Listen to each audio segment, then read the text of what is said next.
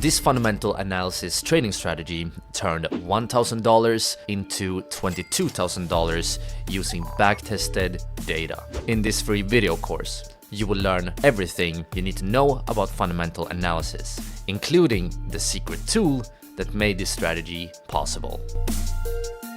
Alright, so let's begin here by taking a look at what you can expect to learn from this course.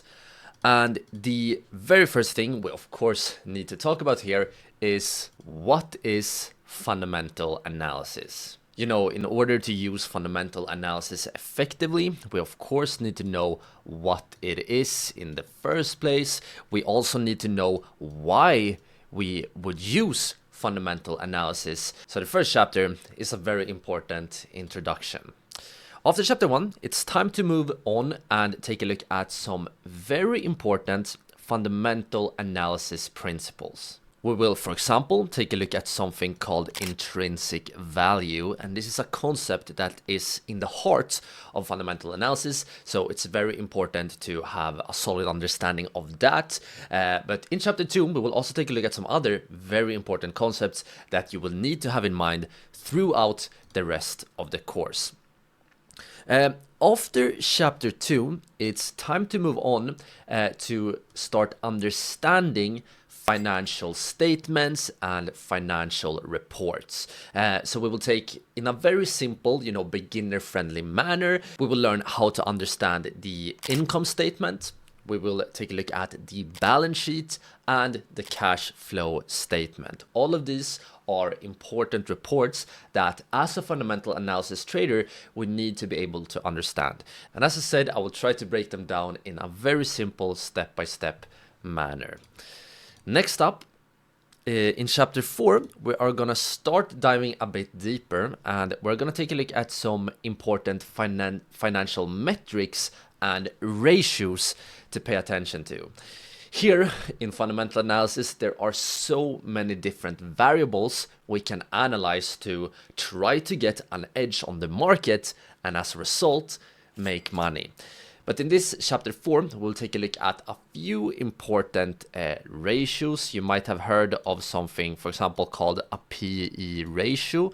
What is that? Well, the PE ratio is an example of a financial metric, and in chapter 4 you will learn what the PE ratio is, and you will learn about many other important financial ratios.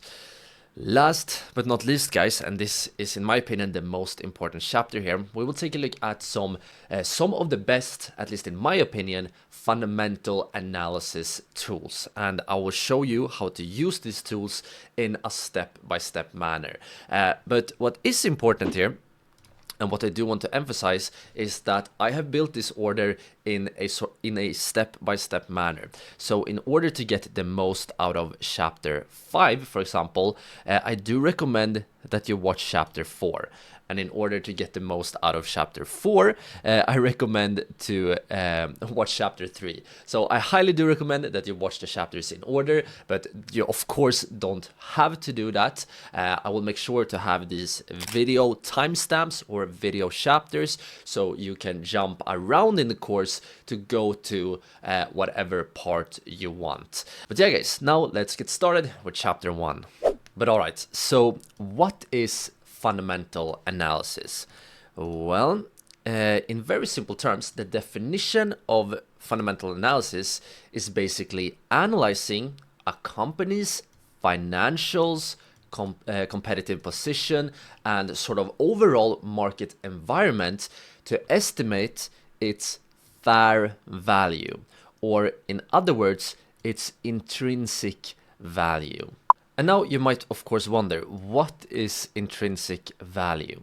Well, to understand this, I want you guys to look at this image right here. So here we have a blue line, and the blue line is basically the price. You can think about it as the price of a stock. Maybe this is the price of Tesla. And the orange line right here is the intrinsic value. We can call it IV. And you can think about the intrinsic value as the sort of real value of the company. So as you can see, the actual price of the company is sometimes more than the sort of real value or intrinsic value, and sometimes the price is below the orange line, so it's below the real value. But the theory here in fundamental analysis is that the price will always sort of come back on a long time scale. The price will always revert to the real value or the intrinsic value of a company. As you can see, this stock is always sort of, it can spend a lot of time above, but then it always reverts back to, eventually it goes back to the real value. So it will sort of move up and down around the real value. But the question here is, of course, how do we calculate the real value? And the answer here is that different traders have different methods and opinions how to correctly calculate this intrinsic value. This is pretty much what fundamental analysis is about. We analyze companies to get this fair value, and if we see the price being far below the intrinsic value, that suggests that the stock is undervalued and that we should basically buy the stock. Another thing I can also mention here is that we can actually also use fundamental analysis in, for example, crypto trading, but this course will mostly focus on stock market. But now then, what is, you might wonder, what is the key difference versus technical analysis? If you have been following our YouTube channel for a while, you know that so far we have been mostly focused on technical analysis. But what is the difference here? Well, the main difference, as I said, is that fundamental analysis, or for short FA, focuses on the intrinsic value. And another important key about fundamental analysis is that it focuses on the longer term. So because the price can spend a lot of time below and a lot of time above the intrinsic value, we need to have a long-term perspective in order to be successful at fundamental analysis. On the other hand, technical analysis, or for short TA, is more focused on price action and also market structure, but technical analysis is in general a much more short-term process. We focus on price action and short-term patterns. So for example, technical traders can buy and sell within the same day, and that is not really a thing for fundamental analysis unless you are maybe trading, news or news reports. Some of these trades can actually be very short. But all right then, so now let's take a look at some key principles that you need to know about fundamental analysis. And the first thing I want to talk about, we have already touched upon this, but this is the intrinsic value versus market price principle. And what this principle basically states is that the market price, so the price of a stock or maybe a crypto, can differ in the short term from a company's true worth or intrinsic value. And this right here was the chart I showed you guys earlier, how the price can go both above and below the intrinsic value, but it will always sort of follow the intrinsic value, at least in according to fundamental analysis theory. Another very important principle is the long-term perspective principle, and I also already kind of mentioned this, that fundamentally fundamental analysis often takes months or sometimes even years to fully play out. So if you want to use fundamental analysis, it's very important to know this is not something that you will, get rich overnight. You need to have patience in order to use fundamental analysis. And to be honest, this is true for all trading strategies. You need to have patience. Even if you use technical analysis, you need to have patience. But it's important to know that fundamental analysis focuses on a really long-term perspective. Another thing that is important about fundamental analysis is that you need to not only analyze the stock or the actual company. In order to be successful in fundamental analysis, at least for most people, you also need to have a little bit of understanding of macro and sort of industry factors as well. So it's good to sort of broaden your perspective and learn about macro and industry factors as well. So this includes, for example, economic data, for example, interest rates. If you have been following the stock market, you know that the decisions the Federal Reserve makes around interest rates have a huge impact, or at least can have a huge impact on the market, especially lately. So it is important, in my opinion, to learn a bit about economic data, interest rates, some industry trends, and so on and so on. But because it can significantly affect a stock's price. The same thing is true for cryptocurrency as well. So all of these things are important to sort of at least have in mind when we go through the rest of the course. Alright guys, so I'm sorry for the interruption, but real quick before we continue here, I just want to give a big shout out and a big thank you to all our channel members here on YouTube. You guys are the official sponsor of this video, and I'm glad you're enjoying the exclusive content in the community. But now guys, without further ado, let's jump back into the course. Alright guys, so now it's finally time to start learning about and understanding financial statements. Your ability to understand financial statements can be directly linked to how successful you will be as a fundamental analysis trader. So this chapter is very important, and as I mentioned in the beginning of the course, I will try to keep this very simple. But to begin here, we of course need to answer the question, what are financial statements?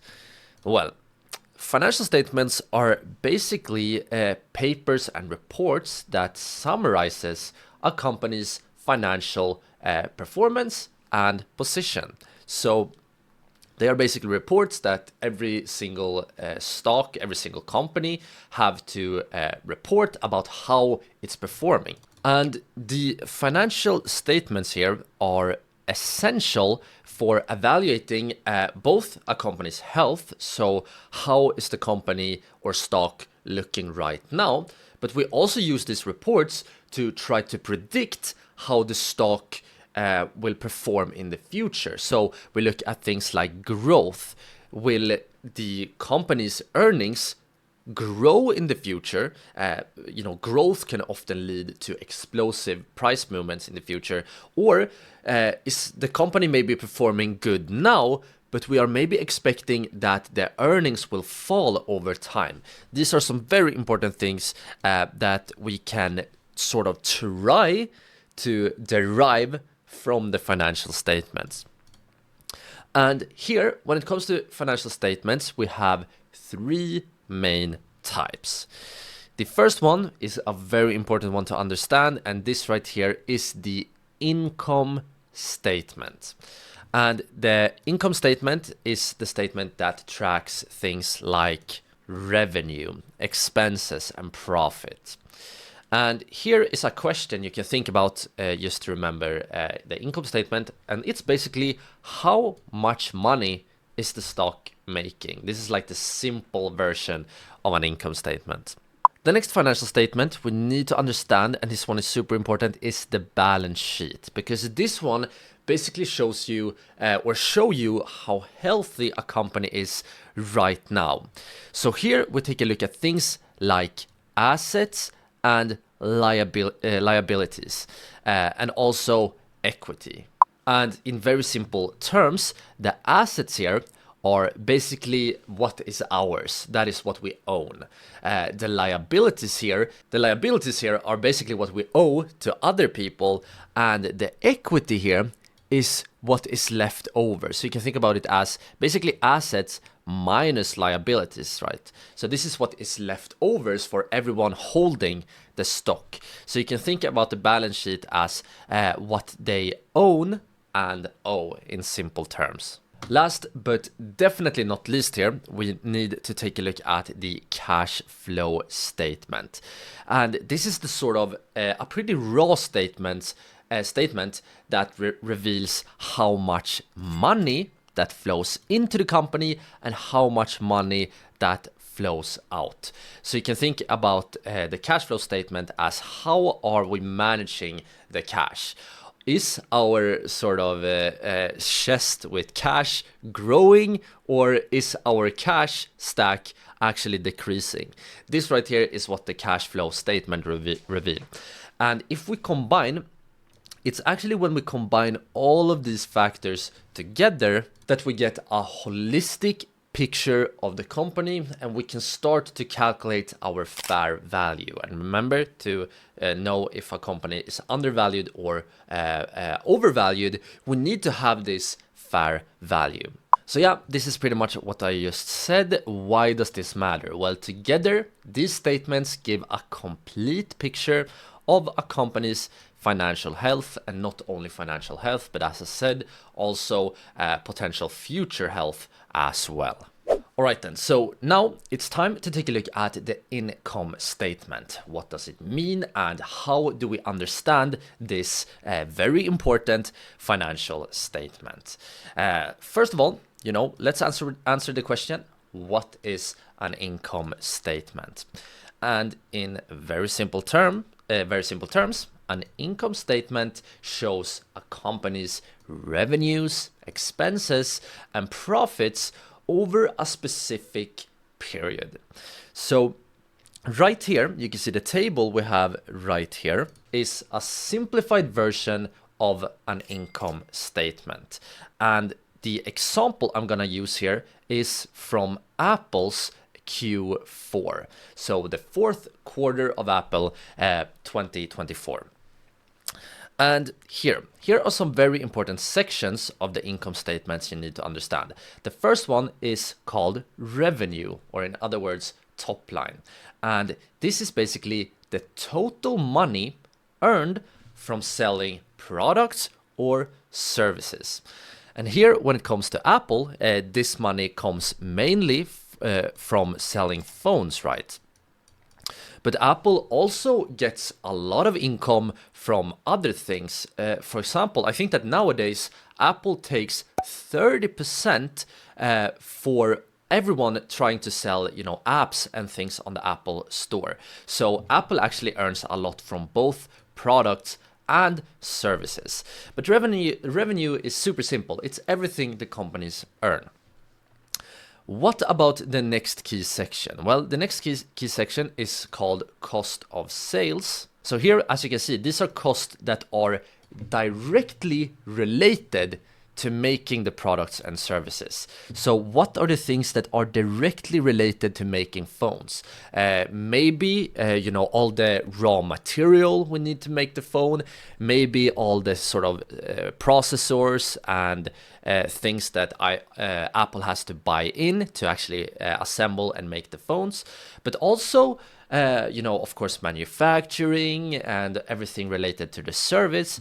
All of these are costs directly related to sales. And here we can see an example. Q4 2024, Apple had 51 billion in cost, but we had 94 billion, or actually almost 95 billion in revenue. So this leads us to the gross margin here. This is basically the revenue minus the cost of sales, or cost of goods of services. So this is what is left when we take this minus this, which should be this, right? So this is the money left after the production cost, which for Apple was 43.9 billion.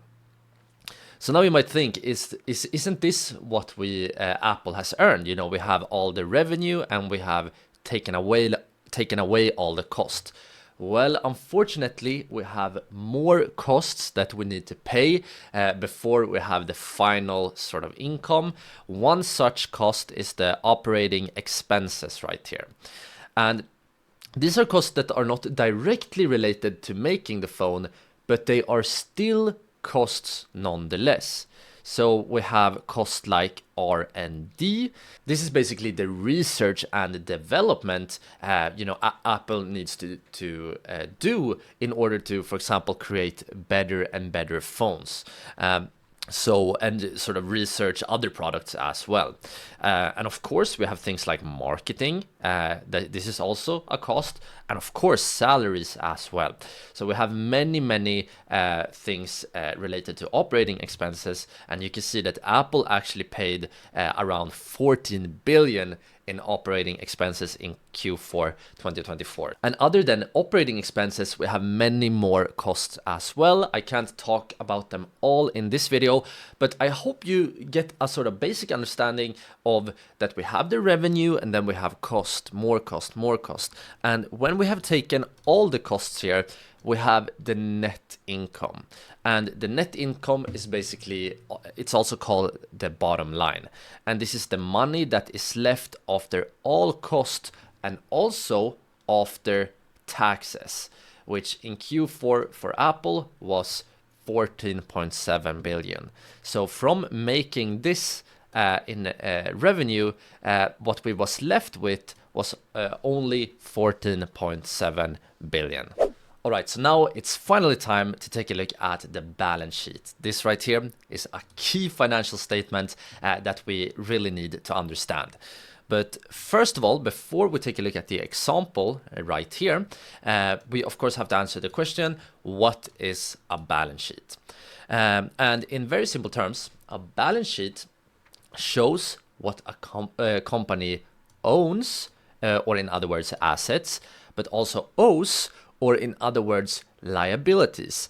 And the value left over for the shareholders, like for example, you and me, is the equity.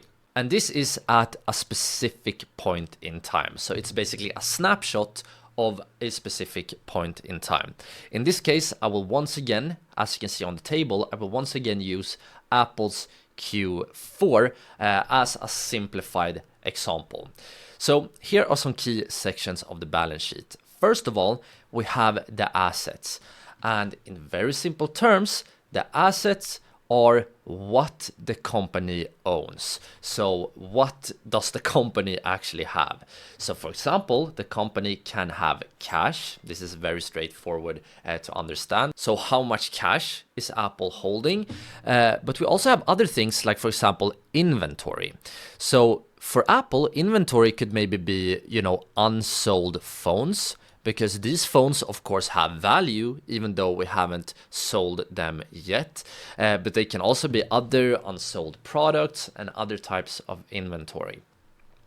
We also have something called accounts receivable. And accounts receivable is basically money that is owed to Apple. So it's money that hasn't come in to Apple yet, but it still counts as assets here in order to make the balance sheet correct here.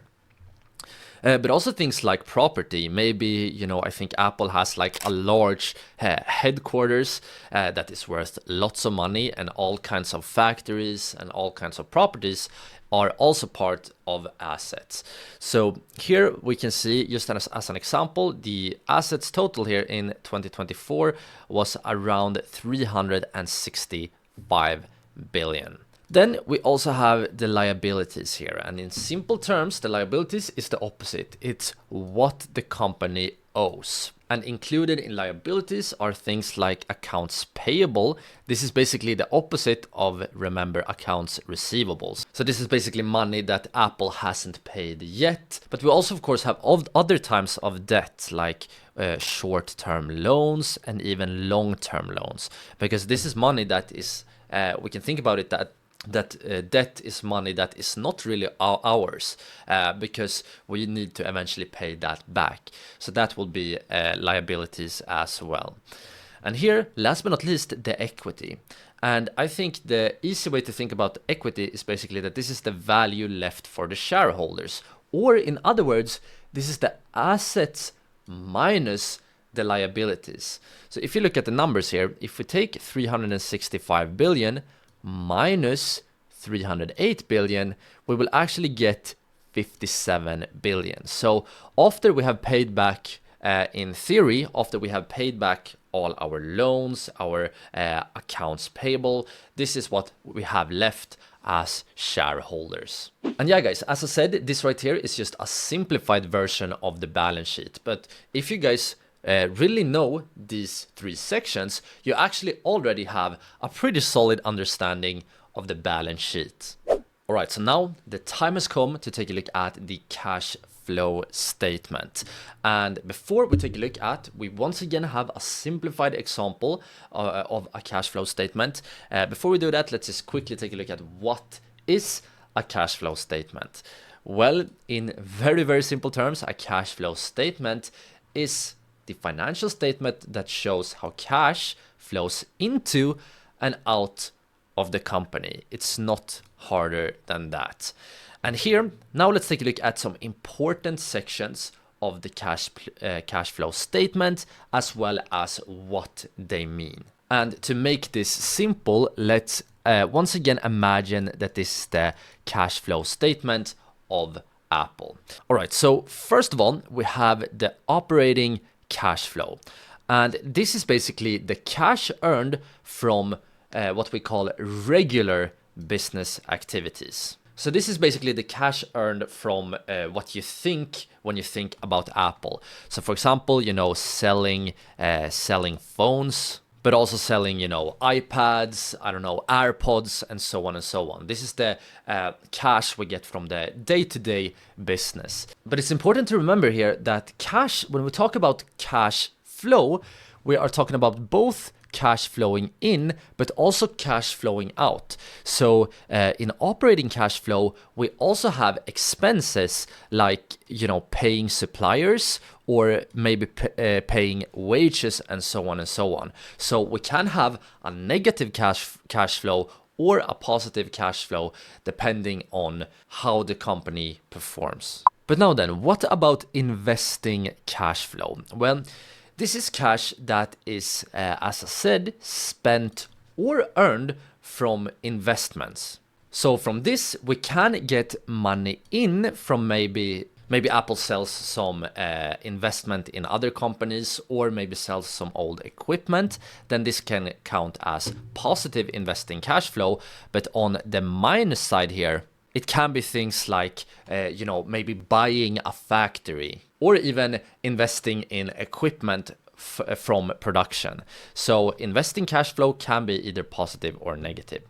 Here, as I said, some examples: buying equipment, selling investments, or maybe property sales. When it comes to financing cash flow, these are basically cash that is raised or returned through debt or equity activities. So here we might actually get cash flow from borrowing money. Let's say we borrow money from the bank, then we will actually get cash in, right? And one example of money flowing out here is maybe we pay cash to our stockholders. That is called dividend. So in that way, money will flow out of the company. So as I said, here are some examples, paying dividends, as I just talked about, but also stock buybacks. This is maybe a bit outside the scope of this video, but this is basically when Apple uses cash to buy back stocks from the market. This usually leads to a stock increase, which is good for shareholders.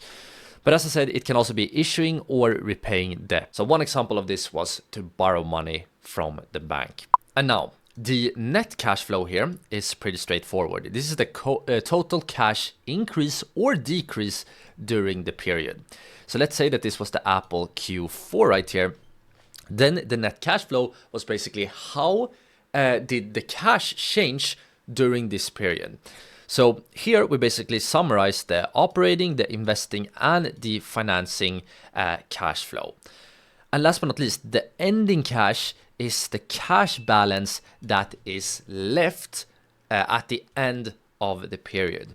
So here we take the cash we had at the start plus how the cash flow changed. So let's say here that we maybe started with 50 billion, and let's say that our net cash flow here during the period was maybe 20 billion. Then our ending cash would simply be 70 billion.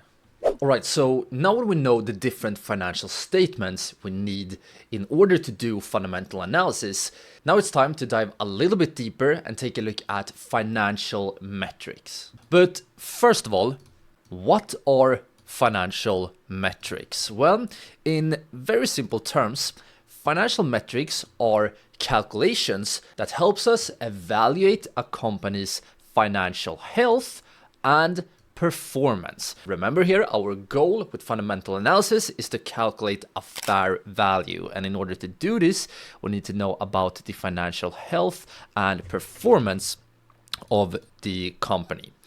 And what these sort of financial metrics aim to do is to make it easier to compare companies with each other and as a result assist in identifying potential investments. So if we have specific metrics, we can very easily see, is the metric better for company A or is the metric better for company B? And there are tons of metrics, and later on in this course we will take a look at some of the most important ones step by step in an easy manner. But for now, this is all you need to know. But now then, why does metrics matter? Well, here we have a few different classifications of metrics. First of all, we have valuation metrics. These are metrics that indicate if a stock is basically expensive or cheap compared to other stocks. Then we also have something called profitability metrics. And this measures basically how efficient a company generates profits. Last here, but definitely not least, or we do have some other sort of subcategories as well, but the next broad category here is growth metrics.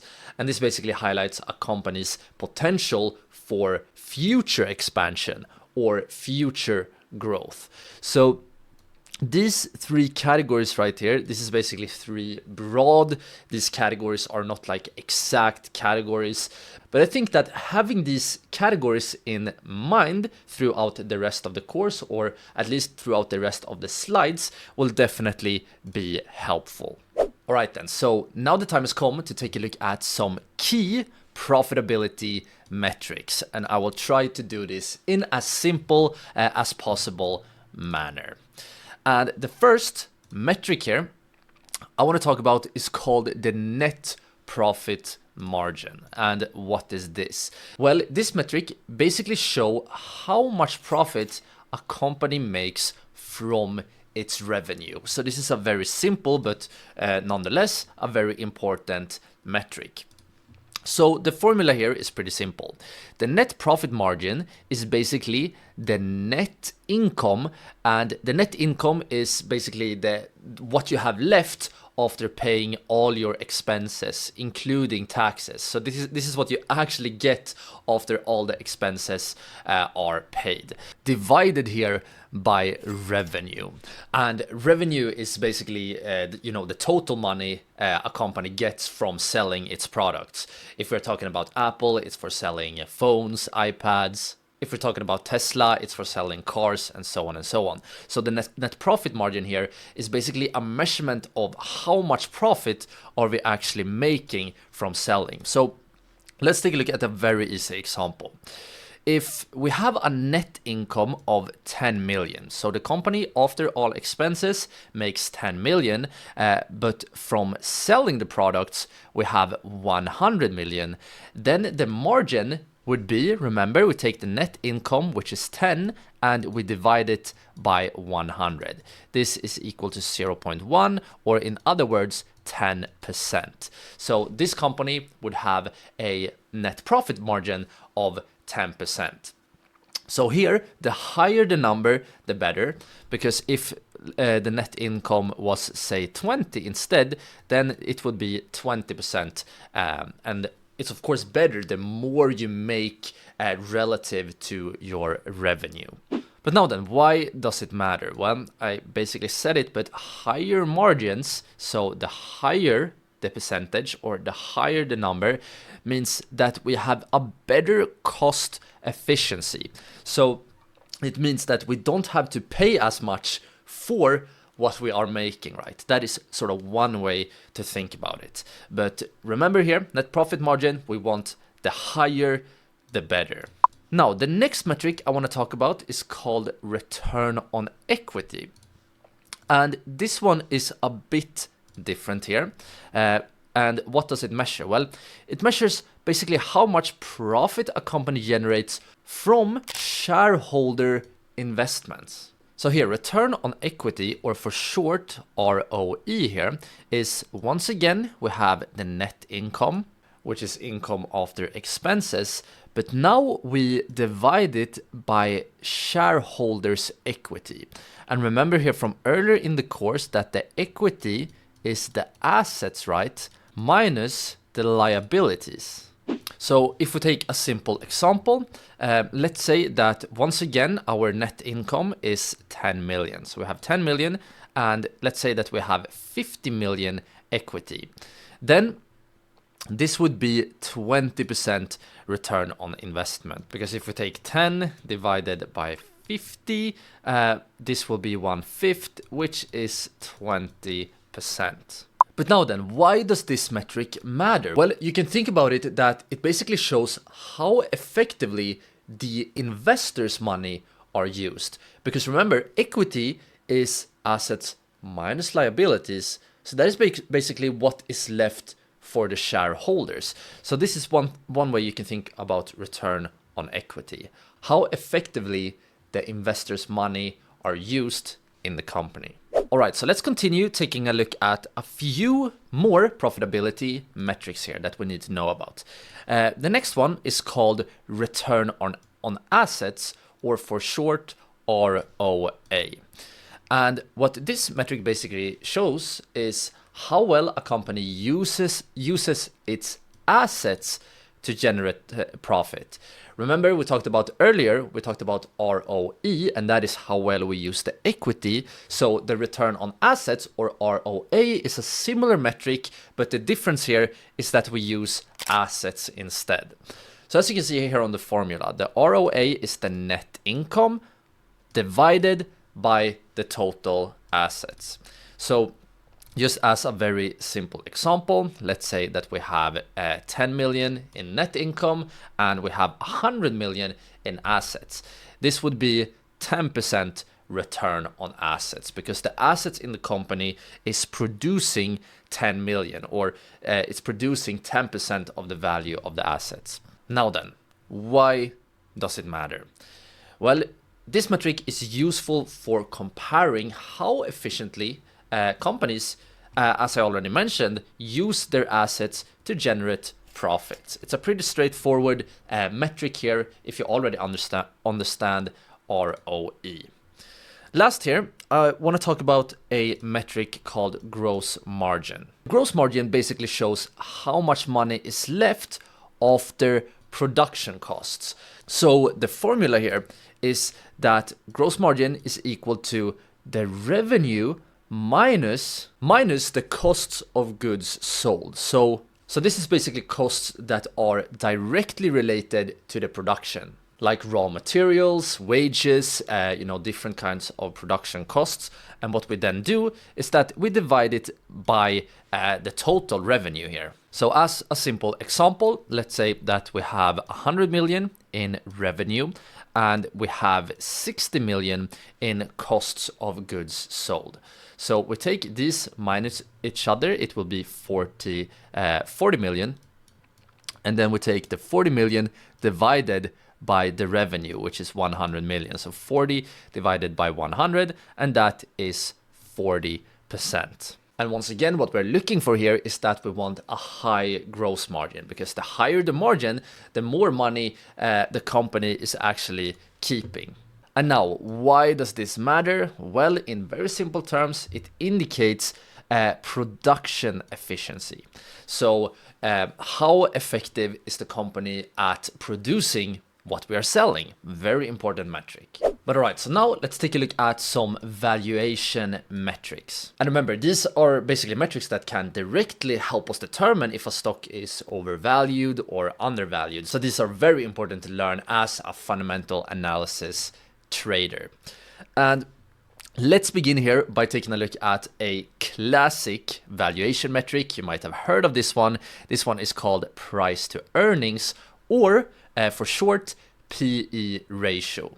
And what is the PE ratio? Well, it's a metric that compares the stock price to the company's earnings. So how much do we have to pay compared to how much the company earns? So the formula here is pretty straightforward. You can take the price of a stock, so how much is the stock price right now, and you divide it by how much the stock is earning, per share. EPS stands for earning per share. So as an example, let's say we have a stock that trades right now at $100 and it has an EPS of 10. So it earns 10 per stock.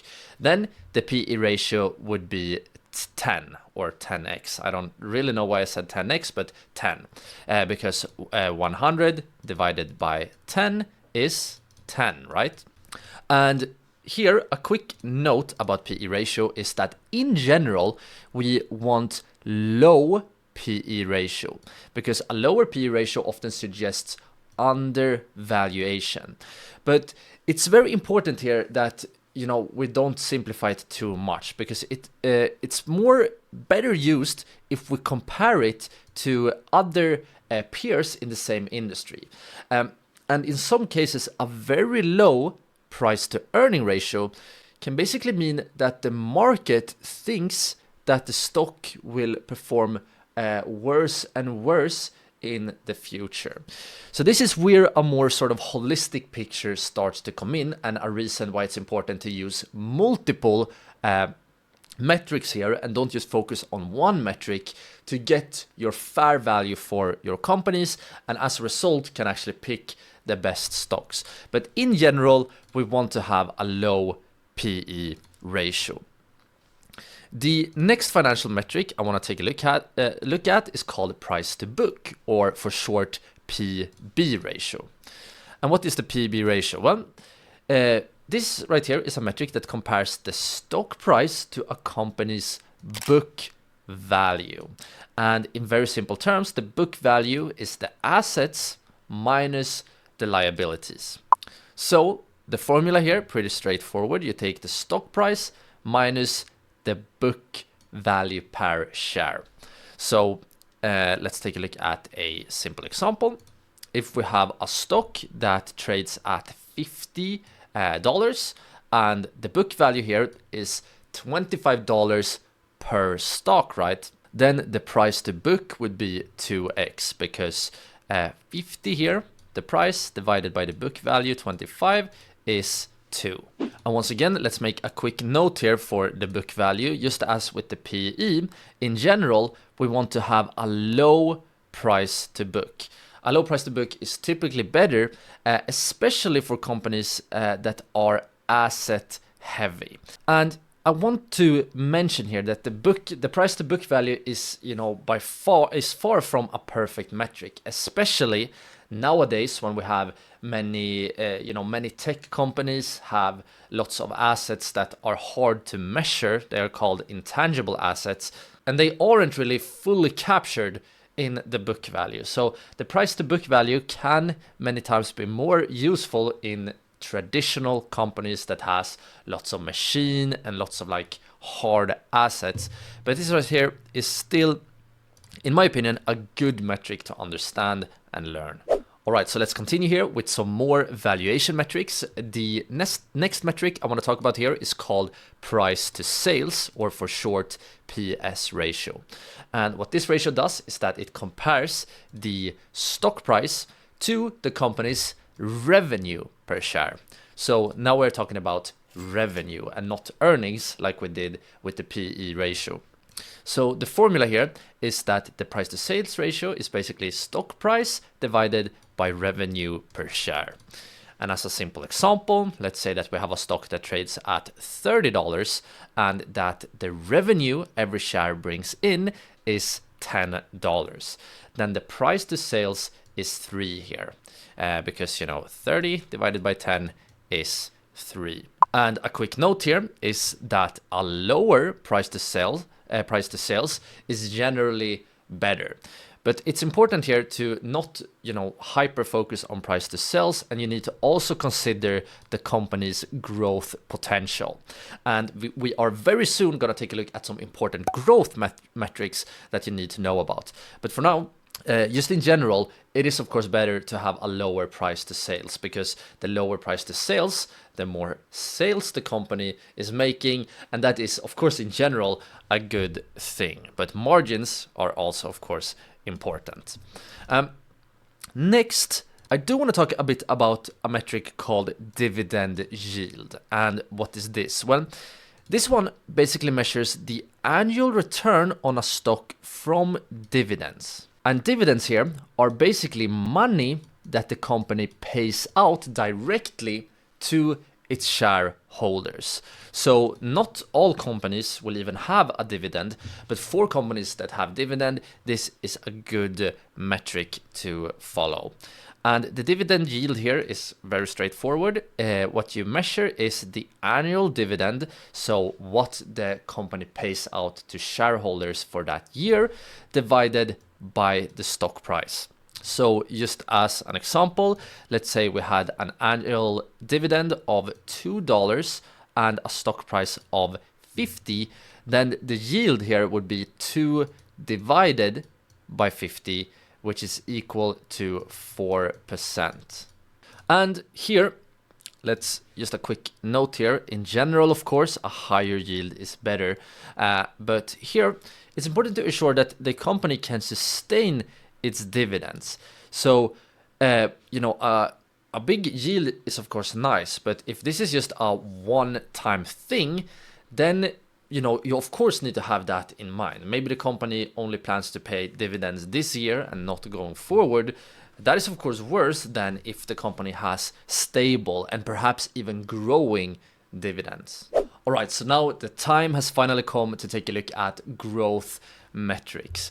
And these are metrics that are super important, especially in today's financial and economic climate. Traders are really focused on growth, and for an understandable reason. It is the companies that has great growth that often have the potential to really go up a lot in price. So growth metrics are very important to follow and analyze. And the first metric I do want to talk about is earnings per share, EPS growth, right? And from earlier in the video, you already know what EPS is. That is how much the company earns per share. But earnings per share growth is basically, it tracks how much a company's profit per share increases over time. And this is what growth is all about. How much are we increasing over time?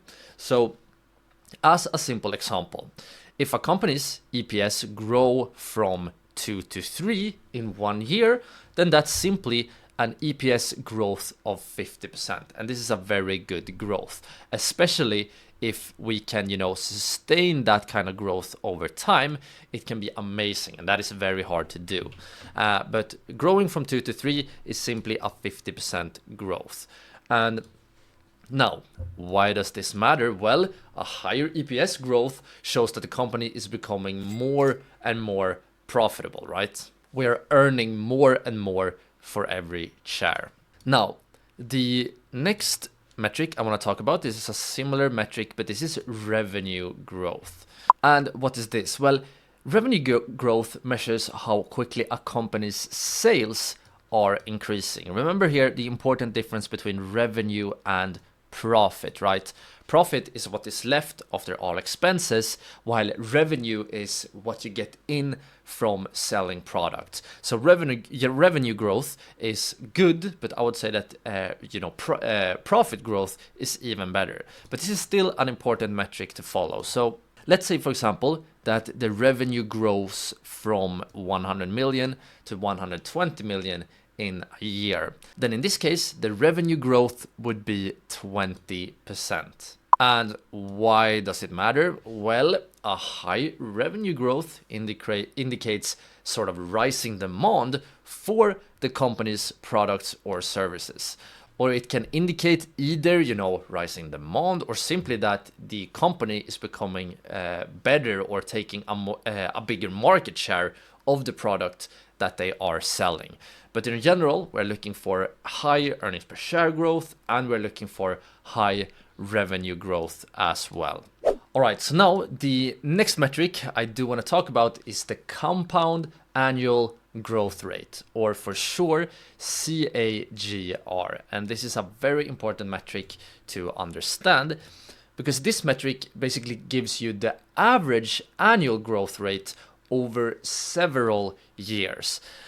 Remember, the previous growth rate we talked about was only from one year to another, but if you want to get a deep understanding of a company, it's important to take a look at longer time periods. So, for example, as a very simple example, let's say that the revenue grows from 100 million to 121 million over 2 years, then the compound annual growth rate would be 10%.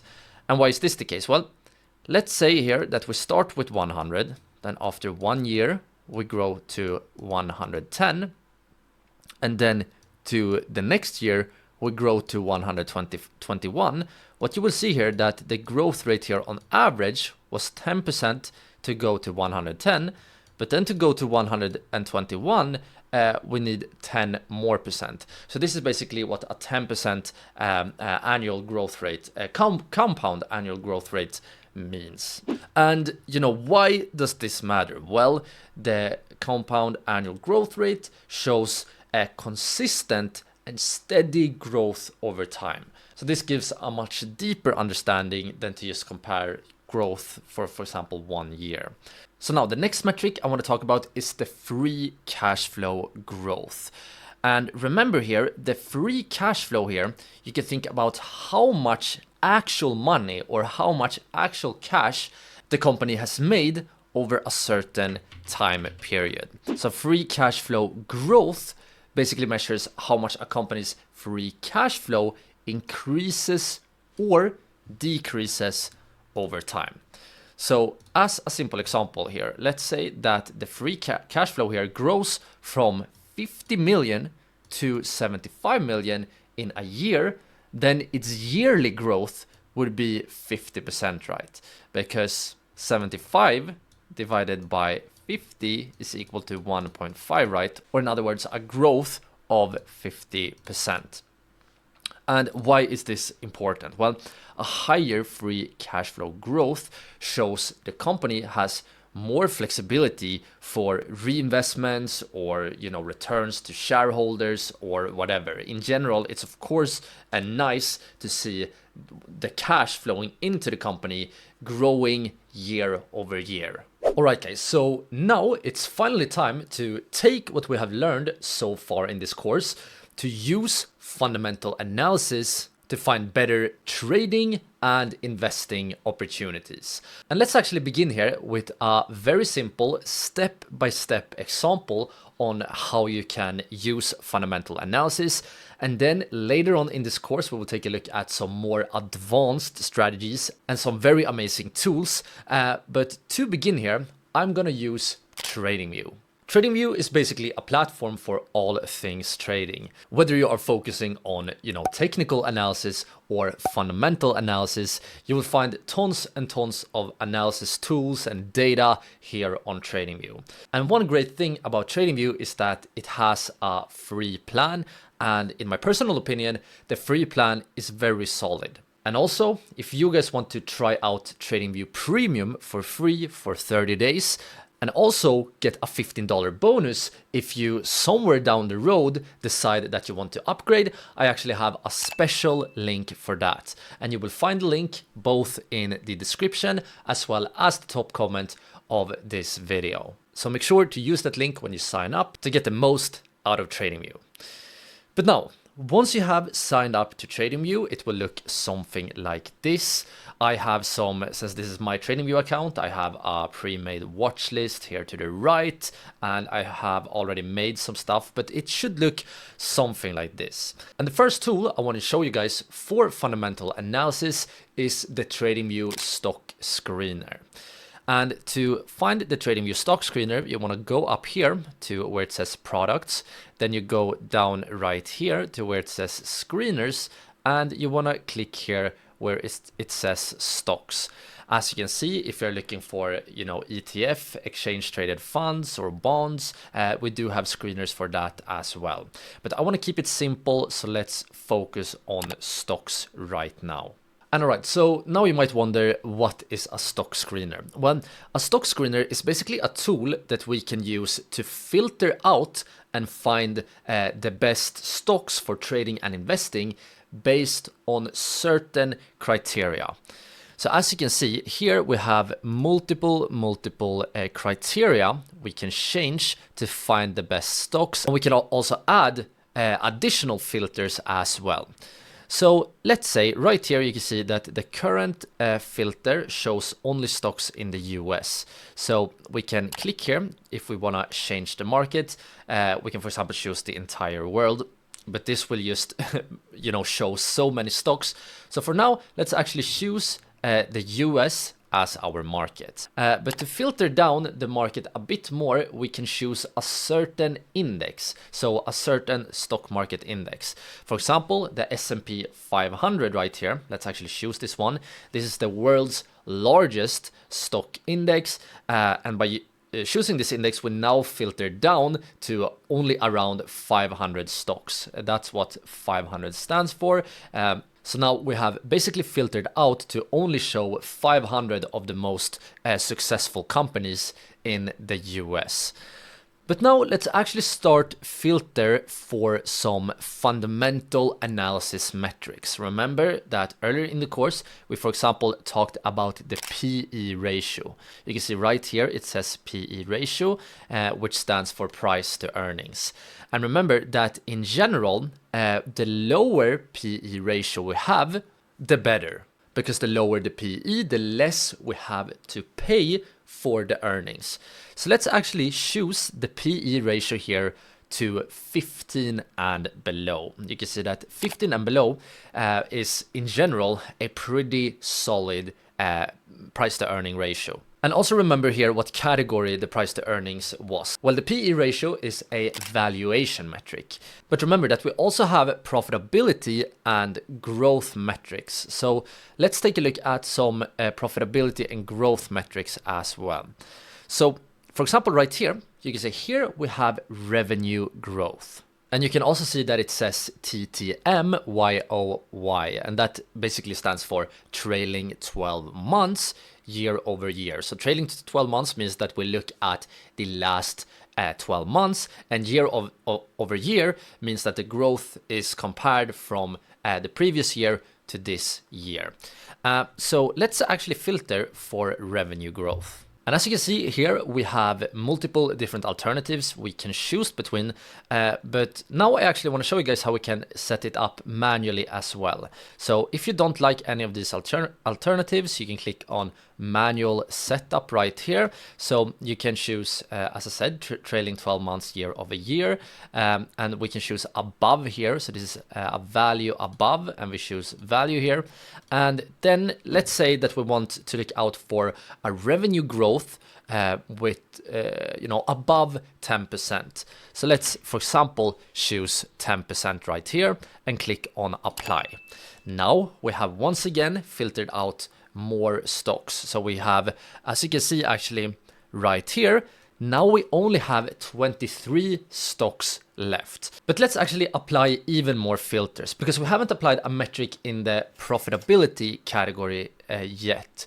And let's see here. Actually, remember from earlier in the course, we talked about return on equity. So let's also filter on return on equity. And remember here, the higher, the better in general when it comes to return on equity, because that means that we make more profit from the equity in the company. So we want to have a lot. You can see they call it the 30 and above, they call it the creme de la creme. But 15 and above, as you can see on the text under, is considered high returns. So let's filter for 15 and above. And you can see after we have applied all of these filters, now we only have 14 symbols left. So hopefully by now you can see how we can apply these different financial metrics and other sort of mathematical formulas to, narrow down and find the best trading and investing opportunities. But this example I just recently showed you guys was just a very simplified example. And later on in this video, I will actually show you guys a sort of very powerful tool where we have multiple pre-made combinations of different variables that can be very powerful. But for now, all you need to know is that we can combine different metrics here to filter out the best stocks.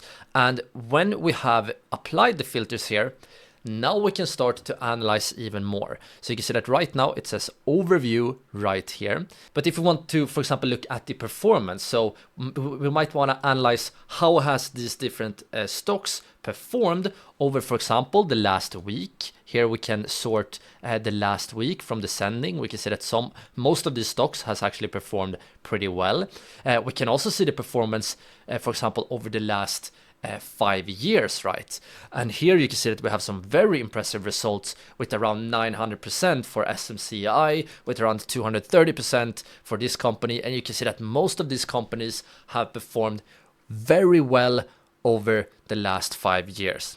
So you can analyze the performance, but you can also go very deep into analyze valuation. You can analyze dividends, profitability, income statement, balance sheet, and so on and so on. So as you can see, even though TradingView is a free platform, it still has some nice analysis capabilities. Alright guys, so now it's finally time to take a look at a platform called Investing Pro.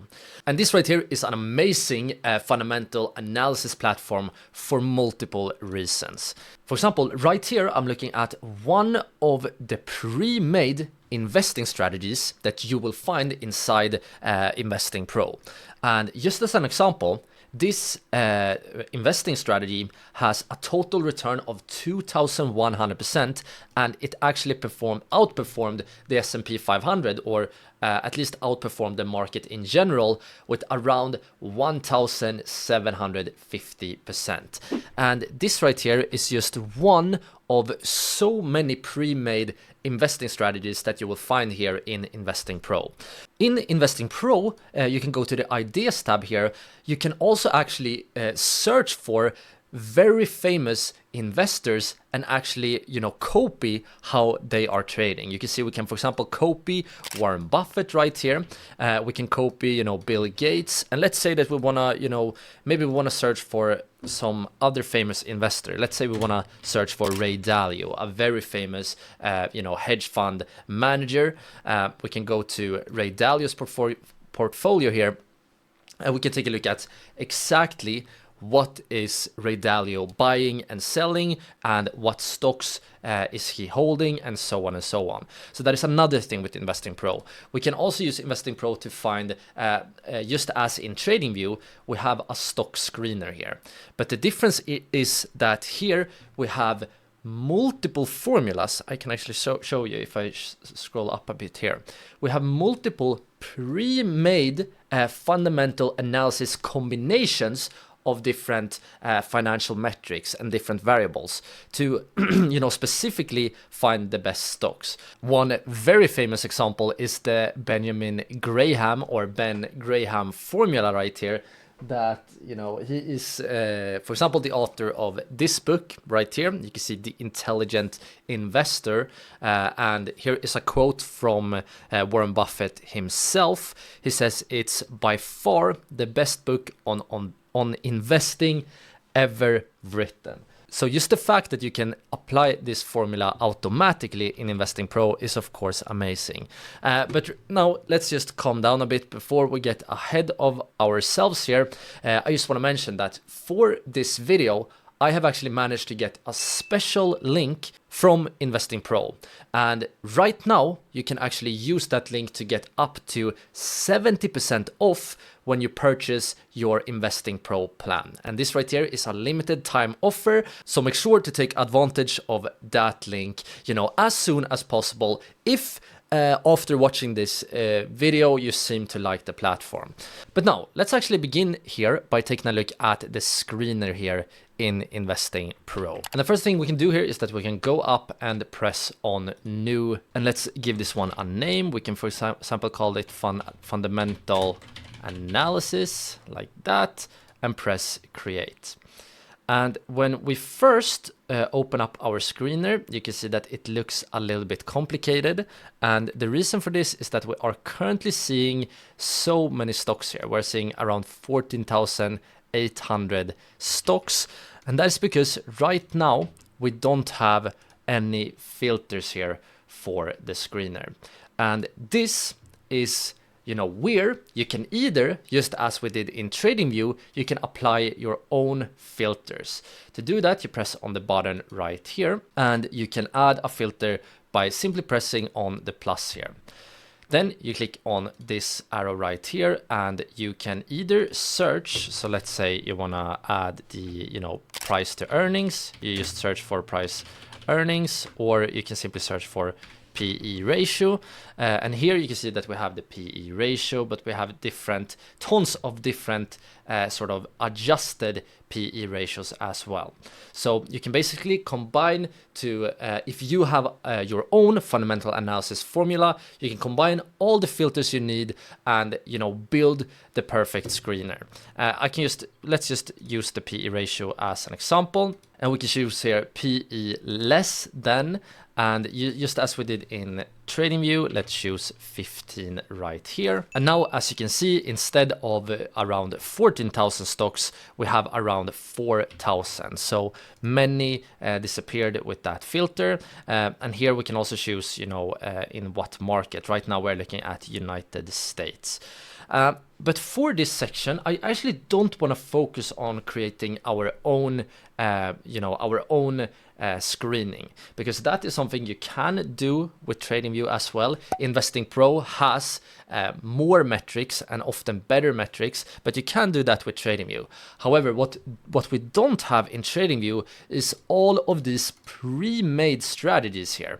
You can see we have stocks with strong upside. We have stocks on the rise, stocks that are based on a specific scored Piotrowski scores here, and we also, of course, we have technology gems, and we also, of course, have the one I talked about earlier, the Ben Graham formula.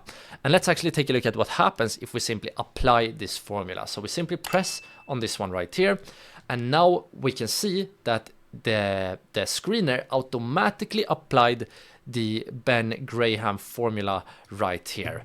And now, guys, what you will be able to see is that now, oops, sorry about that.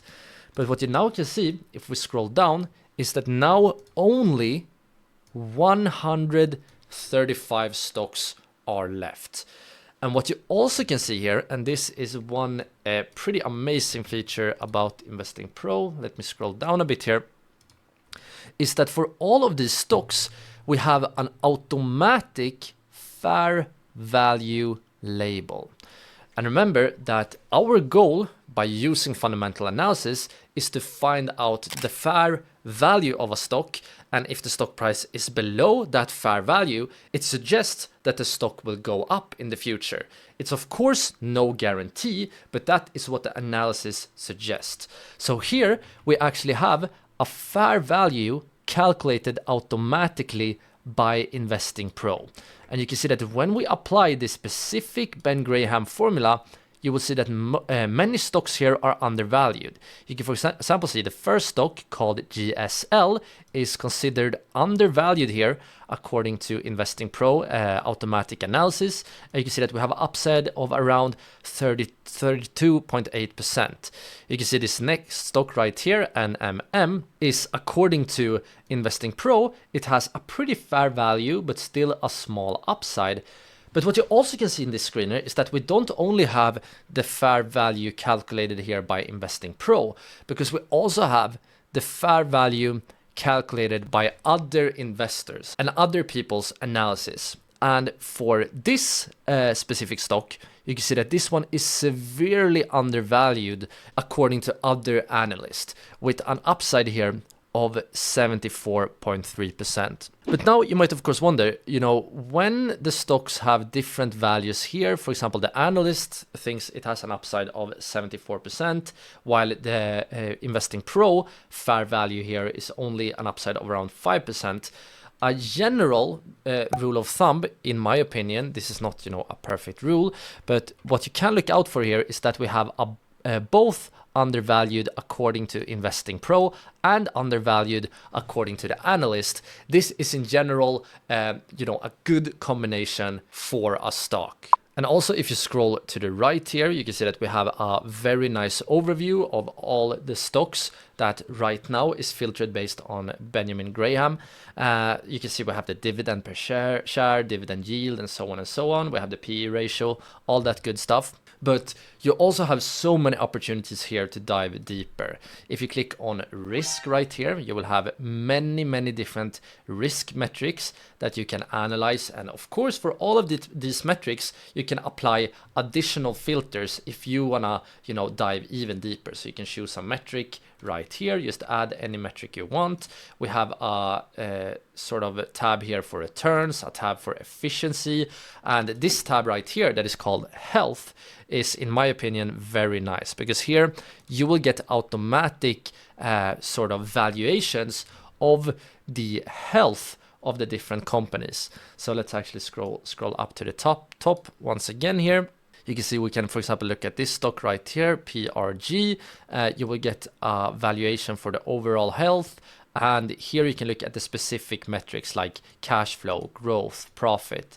So this stock, for example, looks great on the cash flow side, but the growth looks very weak. The profit, however, looks good, but the price momentum doesn't look that bad. So here in general, you can look for stocks that are, the sort of overall health you want to be as good as possible. Like, for example, right here, where we have a great overall health valuation.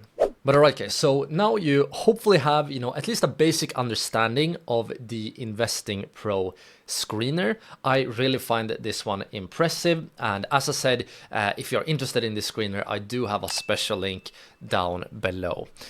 But let's actually also show some other things you can do here in Investing Pro. One thing you can do if you want to get an overview of how a company performs is to simply use the search up here in the upper left corner. You see it says search for a company. So right now NVIDIA is very hyped up, so let's actually search for NVIDIA. I recommend searching for the ticker symbol right here, which is NVDA, and then we choose this one right here at the top. It says US on NASDAQ, so we know it's the correct NVIDIA. And here, when you choose the company, you will get a very nice fundamental analysis overview of NVIDIA. We have some metrics, we have different analysis of the fair value, which is very important. And if we scroll down here, we can see that we have, for example, a company profile. This right here, I really like, because here you get a nice summary about some general things, fundamental analysis things related to NVIDIA. So if we click view more here, you can see that we can scroll and see some different metrics. For example, the green ones right here are metrics that are considered good right now for NVIDIA. So for example, one good thing right here is that it has a perfect Piotrowski score of 9. That is very bullish. Another bullish thing is that analysts anticipate that the growth will continue, the sales growth will continue during this year. It has impressive gross profit margins. Remember, we talked about that earlier in the video. However, a negative thing here is that the stock has taken a big hit over the last week. NVIDIA has been falling quite a bit as I'm recording this video, so that is a bearish thing. Another bullish thing here, sorry, can't speak. Another bullish thing is that it's trading at a low PE ratio relative to the near-term earnings. And you can see that we have so many different metrics here that you can use to get a nice overview about NVIDIA right now. We also have the financial health right here. You can see that overall NVIDIA is looking healthy according to the analysis. So overall, you can see that we can get a very nice overview about how NVIDIA is performing right now. We also have a tab here for the latest news related for NVIDIA. We have a tab here for dividends. We have a tab here for earnings. We have different models, financials, compare. You can see you can spend so much time just analyzing a single stock. So that's a bit outside the scope of this video.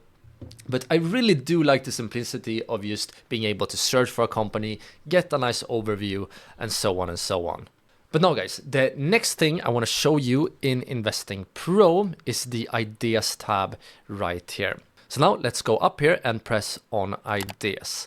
And here, I mentioned this briefly earlier, but this is the tab where you can search for famous and well-performing investors. And actually, if you don't have the time to perform your own analysis, you can just copy what they are trading. And you can also, if you scroll down a bit here, you can choose that you can actually filter based on billionaires, you know, other smart money traders like banks, hedge funds, and so on and so on. But let's keep it very simple, and let's say that we want to copy, you know, Warren Buffett. What we can do here is that we can either click here and get an overview of exactly what Warren Buffett is doing and what he's trading and all the companies right here. But what you also can do is that you can click on copy to watch list, and then you press yes right here. And just like that, as you can see, we have now copied all of Warren Buffett's stocks to a watch list right here. And here, if you want to analyze even deeper, maybe you think that you are a better investor than Warren Buffett, then you can, of course, pick between Warren Buffett stocks. Maybe for some reason you don't want to include, Visa in your portfolio. Maybe you performed an analysis to, not find it worth to actually buy Visa. Then you can simply exclude that one, and so on and so on. There are so many opportunities here, and this watch list tab we are in right now is very similar to the screener tab. Last guys, but definitely not least, before we wrap this course up, I do want to show you guys the AI investing strategies in Investing Pro, because these are so impressive. Right here, you can, for example, see that this one has around 2,100% return, total return, and outperformance of 1,750%. So if we click on this strategy right here, you can see that we get more information about this strategy. You can, for example, see right here, if you want to see all the stocks that are currently in this strategy, you can simply find it right here. You can see here, you can simply scroll down and find all the stocks. If you scroll down a bit here, you can also get the picks history. So here you can see all the recently added stocks, but as important, you can also see all the recently removed stocks. So if you want to follow this strategy, you have to add and remove the stocks according to this page right here. So you need to actually follow the strategy. Scrolling down a bit here, you can also see that we have some spotlights, some well-performing stocks that recently got added or removed from the strategy. You can, for example, see here that QRVO here, which is up around 25% since it got added. You can see it got added all the way down here, and since then we have been seeing a massive move towards the upside. And soon we will have a new rebalance date, so maybe this one gets sold, or the strategy will still hold on to this stock. But yeah guys, to not make this course way too long, I think I will have to wrap up pretty soon. One more thing that is important to mention here is to, of course, read the disclaimer about the AI trading strategies.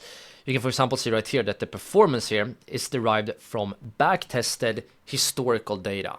So this is how the strategy would have performed in the past, and that is a common method to use to try to predict how the strategy will perform in the future.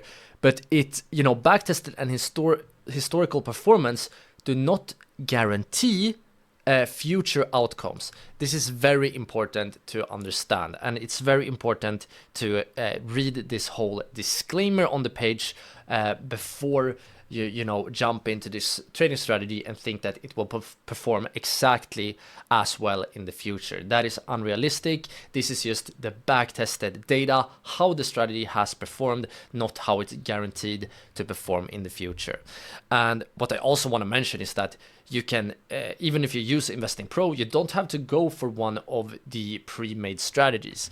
As I have already showed you guys, you have so many ways to, you know, for example, use parts of other strategies. And if you want to adjust a little bit your own, you have many opportunities to do that as well. Alright, so this course is actually coming to an end now, and I want to thank you all so much for watching. And I also want to give an extra big thank you to all our channel members. You guys are the official sponsor of this channel. If you want to become a channel member, you can do that by clicking join down below. And last but not least, when you are ready to continue your trading journey, I highly recommend to check out this playlist right here. But for now guys, take care, ciao ciao.